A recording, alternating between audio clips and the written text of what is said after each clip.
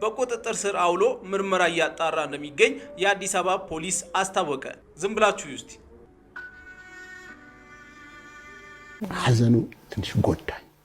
የግል ጋርድ ጠብቃ ማፋን ማስመታት ለሁለት ሆኖ አፍኖ ነበር። ገና ላምበርጊኒ መኪና ገዝተን ለሰርጋቸው በስጦታ መልክ እንደምንሰጣቸው ላምበርጊኒ እንገዛልሃለን ብላችሁ አሁኑኑ ቃል ግቡልኝ እንጂ የማልሰራው አይነት ፕራንክ አይኖርም።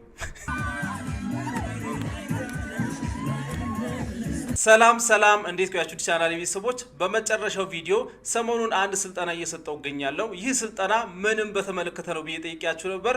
የ2000 ብር አሸናፊ ማን ይሆን?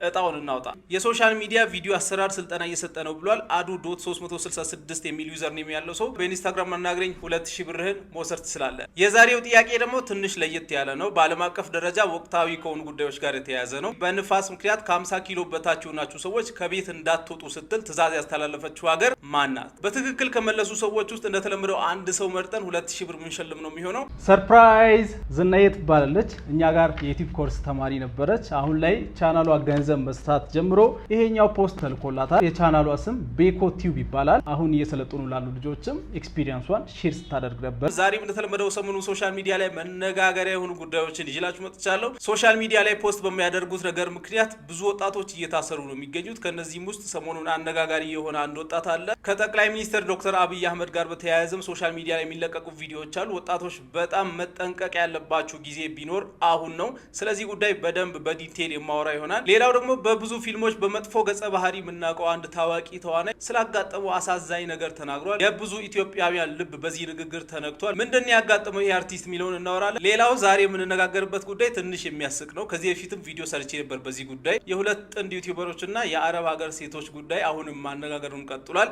ለዚህ ቻናል አዲስ የሆናችሁ ሰዎች ሰብስክራይብ ማድረጋችሁን በፍጹም እንዳረሱ። ሁላችሁም እንደተለመደው ይሄንን ቪዲዮ ላይክ፣ ዛሬ ለዚህ ቪዲዮ ቢያንስ 6000 ላይክ ይበቃኛል። ይህ ዳሎል ኢንተርቴይንመንት ነው።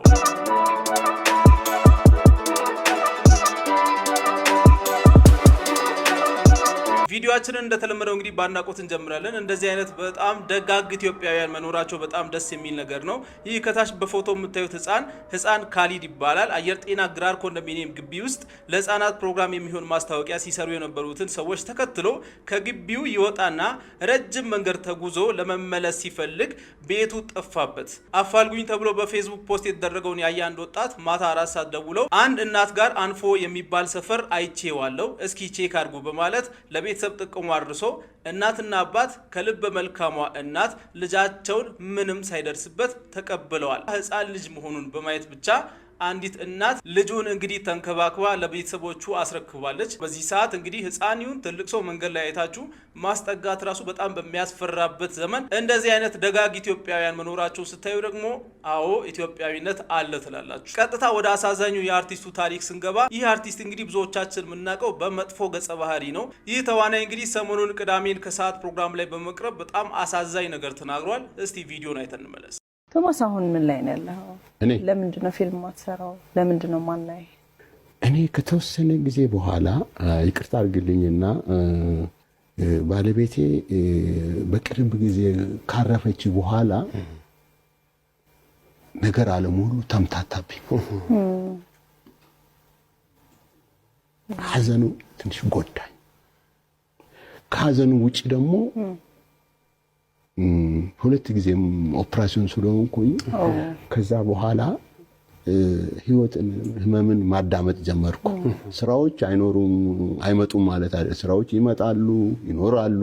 ግን እነዛ ነገሮች በማስተናገድ ትንሽ ቁዘማ ውስጥ ከባድ ጊዜን አሳለፍኩኝና በዚህ ምክንያት ነው ያልኩሽ። እግዚአብሔር ያጽና። በጣም የሚያሳዝን ነው። ባይዘዌይ ኢትዮጵያ ውስጥ ፊልሞች ላይ ማየው አንድ ትልቅ ችግር ምንድነው? ሰዎች በብዛት የሚወዱት ጥሩ ገጸ ባህሪ የሚጫወቱ አርቲስቶችን ብቻ ነው። እነዚህ ሰዎች ባይኖሩ ግን እነዚህ መጥፎ ገጸ ባህሪያትን በደንብ አድርገው የሚጫወቱ ሰዎች ባይኖሩ ግን ፊልም ራሱ አይሆንም። በጣም ነበር የሚያስጠላው። ፌመስ የሚሆኑት ጥሩ ነገር የሚያገኙት ብዙ ጊዜ ጥሩ ገጸ ባህሪያትን የሚጫወቱ ሰዎች ብቻ ናቸው። እንደዚህ መጥፎ ገጸ ባህሪያትን የሚጫወቱ አርቲስቶች ብዙ ጊዜ በህብረተሰቡ ዘንድ ያለባቸውን ህመም ምናምን ማስረዳት ይከብዳቸዋል። ሰዎች በቃ በፊልሙ ባላቸው ገጸ ባህሪ ስለሚያስቧቸው ማለት ነው። ለማንኛውም ታስፈልገናለህ። በድጋሚ ወደ ፊልሙ ዓለም እንደምትመለስ ተስፋ እናደርጋለን። ለማንኛውም በጣም ይቅርታ መግቢያ ላይ ረስቼው ነው። ሁላችሁም እንኳን ለፋሲካ በዓል በሰላም አደረሳችሁ። ይህንን ልጅ ግን አይታችኋል? ሰሞኑን እናቱን እንዴት እንዳቃጠላት። ከዚህኛው ስኩተርና ጥበብ ከያዘችው በግ የትኛውን ትመርጣለህ?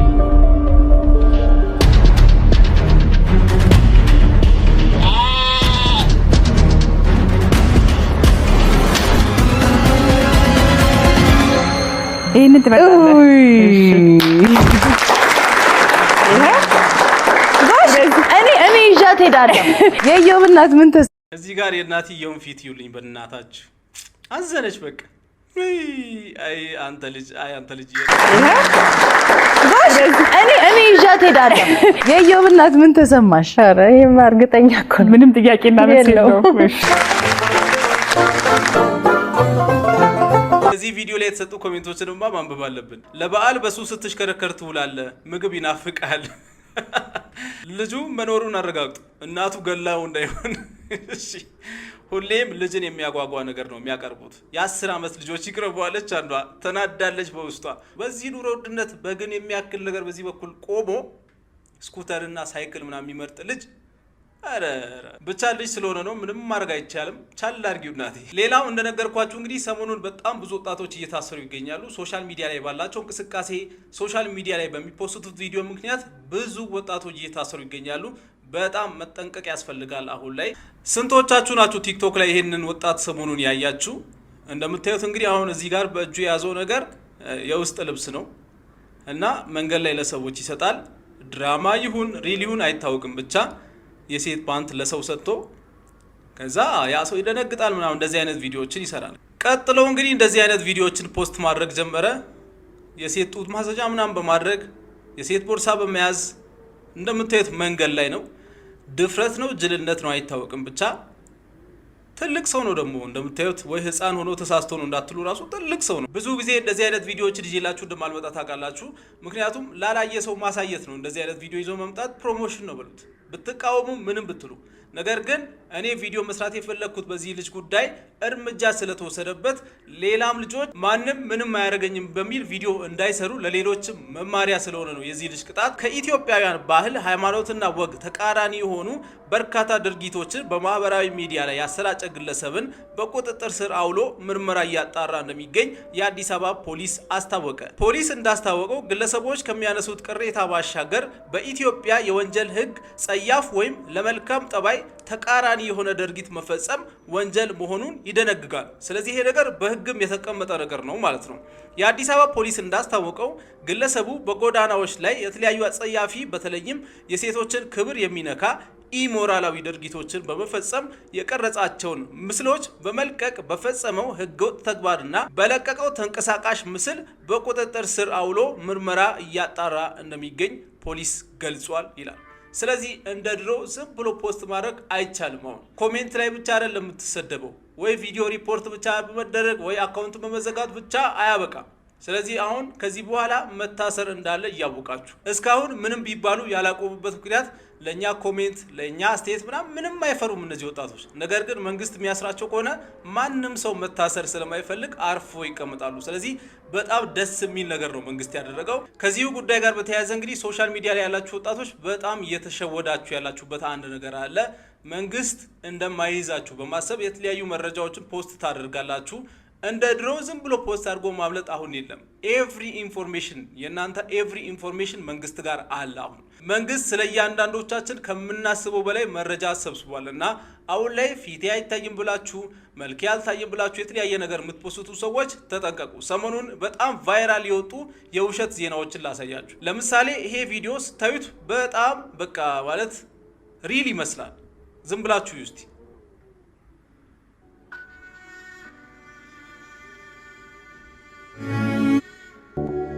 አሁን ጊዜው የአርቲፊሻል ኢንተለጀንስ ወይም የኤአይ ነው እንደምታውቁት።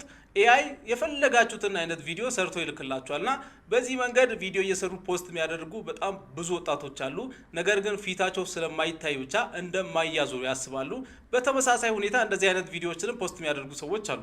አሁን የደረሰን ሰበር ዜና የኢፌዴሪ ጠቅላይ ሚኒስትር አብይ አህመድ ከዚህ ዓለም በሞት ተለዩ። እኔ ስለ ፖለቲካ ልተነትን አይደለም። እዚህ ጋር ለምሳሌ የመንግስት ተቃዋሚዎች ካላችሁ እንደዚህ አይነት ቪዲዮ ፖስት የሚያደርጉ ሰዎችን እንኳን ያደረገ ምናምን ልትሉ ትችላላችሁ። ነገር ግን የክፋታቸውን ጥግ ላሳያችሁ። አሁን ይሄ ቪዲዮ ለምሳሌ የተፖስተው ማስተር አብነት ከበደ በሚል ዩዘር ኔም ገብቷችኋል አይደለ? አሁን ማስተር አብነት ከበደ ምን አደረገው? ቆይ ይሄ ሰውዬ እና የክፋታቸው ጥግ እንደዚህ በማድረግ ሶሻል ሚዲያዎቻቸውን በማሳደግ ብቻ ለመሸጥ ነው ሀሳባቸው። ነገር ግን የማያውቁት ነገር ሞኝነታቸው የቱ ጋር እንደሆነ እንገራችሁ። ፊታቸው ስለማይታይ ብቻ የማይያዙ ይመስላችኋል። አሁን ታያላችሁ። ከቅርብ ጊዜ በኋላ እንደዚህ አድርጎ ፖስት ያደረገ ሰው በቁጥጥር ስር ውሏል የሚል ዜና ትሰማላችሁ። እኔ ይህንን ቪዲዮ የሰራው ያለሁት ወጣቶች ከመታሰራችሁ በፊት ተጠንቀቁ ልላችሁ ነው። መንግስት በጣም ብዙ ኢንፎርሜሽኖች አሉት። አሁን ይህ ናሽናል አይዲ የሚለው ነገር ከመጣ በኋላ በተለይ ኤቭሪ ኢንፎርሜሽን ስለኛ አለው። የትም አታመልጡ። ሶሻል ሚዲያ ላይ ምንም ነገር ፖስት ብታደርጉ፣ አካውንቶቻችሁን ብትቀይሩ፣ ሌላ ነገር ብዙ ብታደርጉ፣ ዩዘርኔም ብትቀይሩ ምናምን አታመልጡም። ስለዚህ ከመታሰራችሁ በፊት አስቡበት እላችኋለሁ። ምክንያቱም በዚህ ጉዳዩን ተይዛችሁ ብትታሰሩ መንግስት አይለቃችሁ። ይህን ማወቅ አለባችሁ። አላስፈላጊ ነገር ዝም ብላችሁ አላስፈላጊ ነገር ፖስት አድርጋችሁ ከምትታሰሩ እባካችሁ እንደ ድሮ ስላልሆነ ጊዜው ሶሻል ሚዲያ ላይ በደንብ መጠንቀቅ አለባችሁ። እንደ ድሮ የሚመክራችሁ ሰው የለም። አሁን እንደዚህ ማድረግ ልክ አይደለም፣ እንደዚህ ማድረግ ልክ አይደለም ብሎ የሚመክር ሰው ራሱ የለም። አሁን መንግስት ቀጥታ እስር ቤት ነው የሚከት። ስለዚህ በጣም መጠንቀቅ ያስፈልጋል። ወጣቶች ፕሊዝ በኋላ ችግር ከሚፈጠርባችሁ ተጠንቀቁ። 437,700 ወጥቻለሁ። እኔ አሁን ከክፍለ ሀገር የሚመላለሰው ከዛም በላይ ገንዘብ ወጥቻለሁ። መጨረሻ በዛ እንትን እያለን ያው ፕሮሰሱ በቃ አልቋል። አሁን ወደ ውጭ ሀገር ቲኬት ምናምን መቁረጥ አለበት ብላችሁ በቃ ቲኬትንም የቲኬት ገንዘብን አስገብተን አካውንት ላይ እስከዛ ቀን ተዘጋጀ ብላ ገንዘብንም የምንዘጋጀው ነገሮች ልብስ፣ ሻንጣ ምንም አዘጋጅተን ቤተሰብ ልሸኝ ራሱ እስከ አዲስ አበባ መጥቷል። ከመጣን በኋላ ያን ቀን አልሆነም ነገ ተነጎዳ እያለች በቃ ብዙ ነገር መከራዎችን አሳየች። እስከዛም ገና ሌላ በደል ያው በፖሊስ ማባረር፣ የግል ጋርድ ጠብቃ ማፋን፣ ማስመታት። እኔ አሁን 2 ቀን እንደዚህ በቃ ሌላ ይገካል ነው አስተረፈኝ። ለ2 ሆኖ አፍኖ ነበረ። እንደዚህ ነገሮች በደሎች ደርሷል።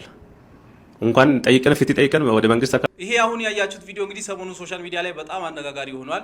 የህግ ሰዎች ካላችሁ ስለዚህ ጉዳይ ኮሜንት ላይ ብታሳውቁን ደስ ይለናል። እና ዳናይት ከዚህ በፊት የሰራችው አንድ ማስታወቂያ አለ፣ ኤማልትራ ኤጀንሲ የሚባል ሰዎችን ወደ ውጭ ሀገር ልካለሁ በሚል ብዙ ሰዎችን አጭበርብሯል እየተባለ ነው። እና እሷ ማስታወቂያ በመስራቷ ብቻ ተጠያቂ ልትሆን ትችላለች ወይስ አትችልም የሚለውን እስቲ ኮሜንት ላይ አሳውቁን። በጣም ብዙ ሰው እየጠየቀ ስለሆነ ማለት ነው።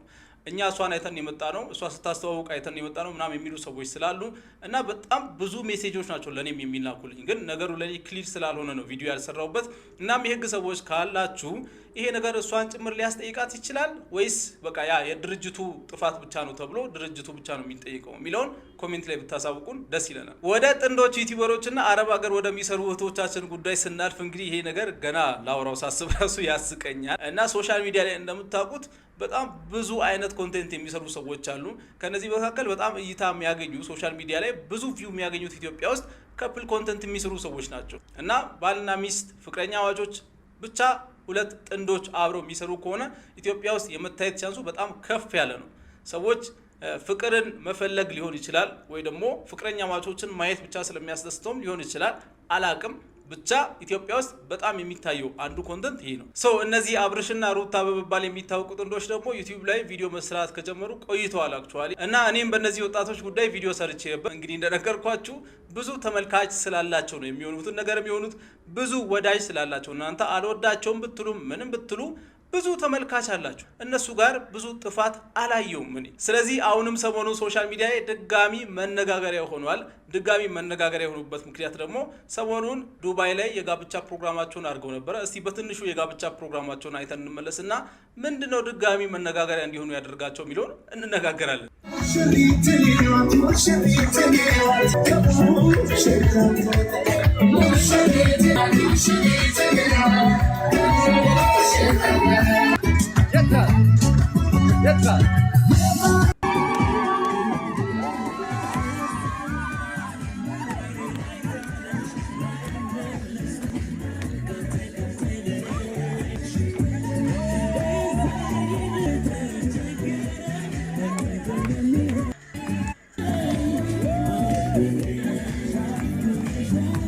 እኔ እውነቴን ነው የምላችሁ እነዚህ ልጆች ላይ ያየሁት ከባድ ጥፋት የለም።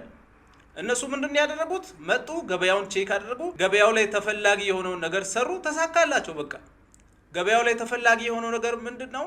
ሁለት ጥንዶች መጥተው የተለያዩ አይነት ፕራንኮችን የተለያዩ አይነት ቪዲዮዎችን ሲሰሩ ሰው ቁጭ ብሎ ያያል። 400,000 500,000 ሰው ዛሬ ተፋታን ቢሉ ነገ ተጣላን ቢሉ ከዛ በኋላ በነጋታው ቢታረቁ ምን ቢያደርጉ ማየታቸውን የማያቆሙ በጣም ብዙ ሰዎች ስላሏቸው የገበያውን ኦፖርቹኒቲ ተጠቀሙ፣ ገንዘብ ሰሩ፣ ራሳቸውን ቀየሩ፣ ለሌላም ወጣቶች የስራ እድል ፈጠሩ። እነዚህ ልጆች የሚሰሩትን ነገር ማበረታታት ምናምን አይደለም። ነገር ግን ዋናው ለዚህ ነገር ተጠያቂው የሚያያቸው ሰው ነው እንጂ እነዚህ ልጆች ምን አደረጉ እስቲ ንገሩ።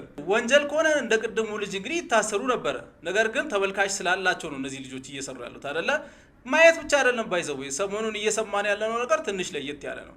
እኔ ለቤተሰብ የማዳርገውን ነገር ለነሱ አደርጋለሁ ምትል አንዲት አረብ ሀገር መሰራለትን መጣለች። አመት ውስጥ 3 ወር ደሞዝ ብቻ ነው የሰራሁት። ለማን ብዬ ነው? ለነሱ ብዬ ነበር። እነሱ እንዳይነኩብኝ፣ እነሱ ማንም እንዳይናገርባቸው።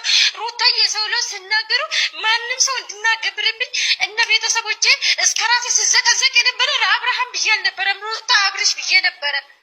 ገባችሁ አይደል? በእጅ እንኳን ሳይኖረኝ ከሰው በታች እንዳይሆኑ ብዬ ሁሉ ነገር ዋጋ ስከፍልላቸው የነበረው እስከ እናቴ ተሳድቤ ከሰው በታች እንዳይሆኑ ብዬ ነው እንደዚህ ያደረግኩላቸው ትላለች። የኔ እናት የዋህ እኮ ናችሁ እውነት። እናንተ በጣም ነው የምታሳዝኑኝ። ግን በቃ ለምትወዱት ነገር መስዋዕትነት መክፈላችሁ ምንም ማድረግ አይቻልም። እነዚህ ልጆች ምንም ማለት አልፈልግም እኔ። እሰይ ደግ አደረጉ፣ ያለውን ኦፖርቹኒቲ ተጠቀሙ ነው ምላችሁ። ገና ሶሻል ሚዲያ ላይ ብዙ ይሰራሉ። እውነት የሆነው ነገር ምንድነው? ጥሩ የሆነው ነገር ምንድነው? ጥሩ ያልሆነው ነገር ምንድነው ብሎ መለየት እስኪችል ድረስ ይጠቀሙበት እነዚህ ወጣቶች። ስለዚህ ምንም ማድረግ አይቻልም። እንደነዚህ ወጣቶች ፊት ለፊት ስላልወጡ ነው እንጂ ማለት ነው። በጣም ብዙ ነጋዴዎች ህሊናቸውን ሽጠው በድብቅ በጣም ብዙ ነገር ያደርጋሉ።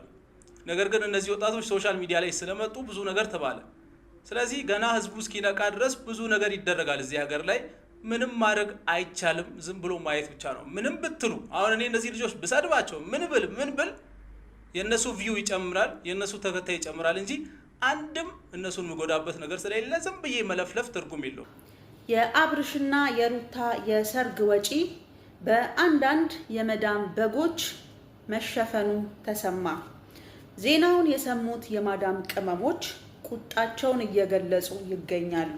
አክለውም እነዚህ የመዳም በጎች እኛን የመዳም ቅመሞችን የማይወክሉ መሆናቸው ይታወቅልን ሲሉ አስረግጠው ተናግረዋል።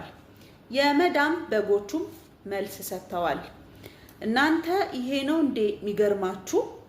1 ወር ሙሉ እግራችን እየተንቀጠቀጠ ልብስ የተኮስንበትን፣ 1 ወር ሙሉ ሸፋጣ የሸፈጥንበትን፣ 1 ወር ሙሉ ላይ እታች ያልንበትን፣ 1 ወር ሙሉ የማዳም ጩኸት፣ የአላርም ጩኸት፣ የጀረስ ጩኸት ጆሮአችን የደነቆረበትን ደሞዛችንን መስጠታችን ምንም ያልተሰማንና ገና ላምባርጊኒ መኪና ገዝተን ለሰርጋቸው በስጦታ መልክ እንደምንሰጣቸው ይታወቅልን ሲሉ የመዳም በጎቹ ተናግረዋል። ገና መኪና እንሰጣቸዋለን ምን ታመጣላችሁ ተብላችሁ እኔም እጀምራለሁ።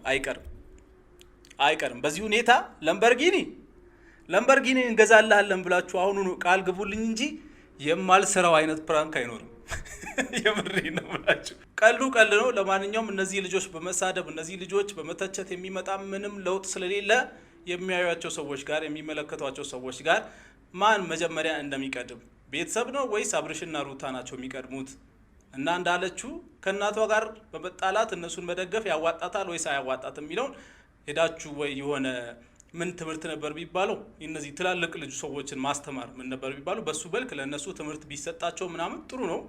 አይ ደግሞ ትምህርት አይሰጣቸው በራሳቸው ጊዜ ይንቁ ከተባለ መተው ነው። ምንም ማድረግ አይቻልም። እነዚህ ልጆች ግን ዝም ብላችሁ በመሳደብ ምንም ጊዜያችሁን ከማጥፋትና እነሱን ሞር ፌመስ ከማድረግ ውጪ የምታመጡት ምንም ለውጥ የለም። ለማንኛውም የዛሬው ቪዲዮ ይህንን ይመስል ነበር። ሌላ ጊዜ በተሻለ ቪዲዮ እስከምንገናኝ ድረስ መልካም ቆይታ ይላችሁ። ባይ ባይ።